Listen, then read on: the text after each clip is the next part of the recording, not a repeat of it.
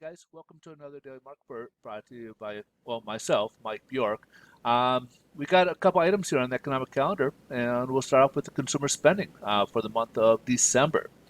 So the previous reporting back in November it was came in at a drop of 0.4%. However, it was revised even lower down to 0.7%. Forecast count for December was supposed to drop by 0.4%. It came in a little bit better than expectations at being down 0.2%. Now we got kind of a big one here. This is the inflation data that the Fed uses, core PC inflation. What that is personal consumption expenditure. It is uh, the core is where you strip out food and energy, and this is the index that the Fed uses to gauge their inflationary data. So this is what why it has a high importance here.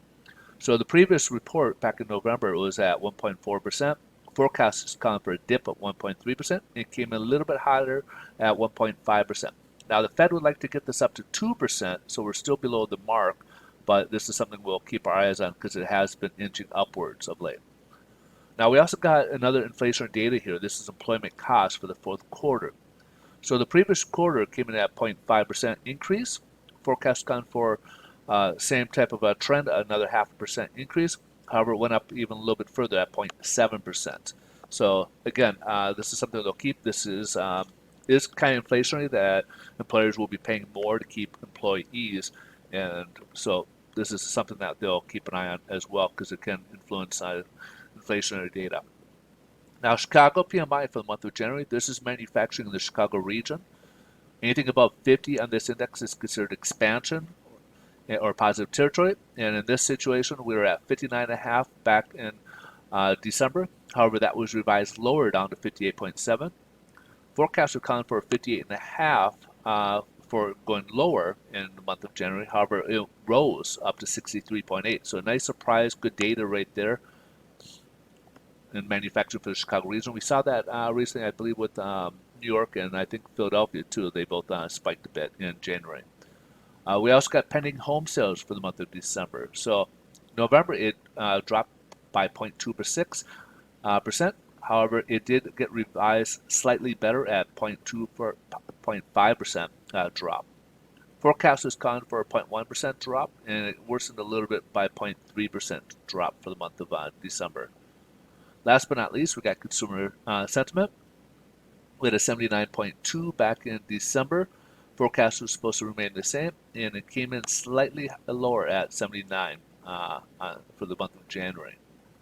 So let's take a look at the headline news, see what's driving the markets. So far, stocks are down. They're kind of looking at, they looked at the data, which is also very good, but they're also kind of looking at this vaccination rollout, which is appears to be a bit slower than they anticipated. There's also been questions in the efficacy of these and if they're going to be able to treat new strains. So they feel that this the pace of the rollouts are going to be a little bit too slow, and the economy is going to take a much longer time period than they had hoped to recover from the pandemic. So this is something that is weighing on them as well. We also got, of course, you've seen the headline news, GameStop, where we got kind of a battle between the big hedge funds and the small-time investor. And right now, the small-time investor are wreaking havoc on their plans, and basically, it's getting to a point where they're cheating.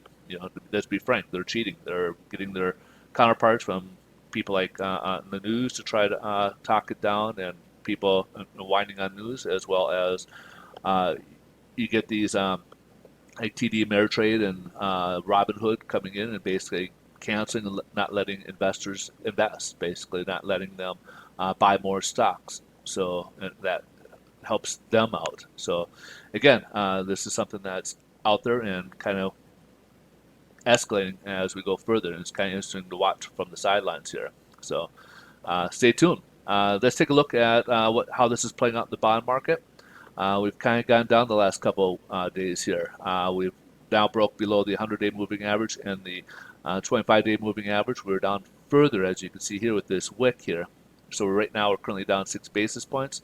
It's enough to basically have a little bit worse pricing today than what we saw yesterday, so after our close. So most lenders are coming a little bit worse as they're going to be a little bit more conservative with their views, especially heading into a weekend coming in here. So again, we'll have to kind of watch and see how this comes in. But this uncertainty with this here, we may have hit a bottom, and perhaps that can help us create some type of floor here with this. Here's yields. Yields shot right back up. As you can see here, we're right up at 1.08 right now, and back above the 25-day moving average, this technical level, and then also trying to break above this level here as well. So again, we're seeing up about the 1.08. So we're seeing some volatility of late in the markets, and of course, mortgage rates did worsen a little bit compared to yesterday's results. So just we'll have to kind of keep eyes on these. Now, something about I'll cut. That's pretty much the wrap for the day. But to give you a heads up, I won't be doing another video until next Wednesday. I'll be out of town and won't be doing any videos on Monday or Tuesday. So my next video will be on Wednesday. I hope you guys enjoy your weekend. I'm gonna enjoy my long weekend, and but if you guys got questions, you got any questions regarding the mortgages or in, or about the real estate transactions, I'm here. I'll be happy to answer anything I can. Just please feel free to reach out. A little bit of background about myself. I am a loan officer and I do work with a national lender, so we can certainly help you out and take a look at refinance opportunities to your purchases and get pre-approved and get you can finance your next property. Or if you're just looking for some advice about certain things, I'd be more than happy to extend any advice if you guys are looking for it. You guys have a great rest of your day. Thanks so much for watching. Enjoy your weekend, and we'll see you on Wednesday. Bye-bye.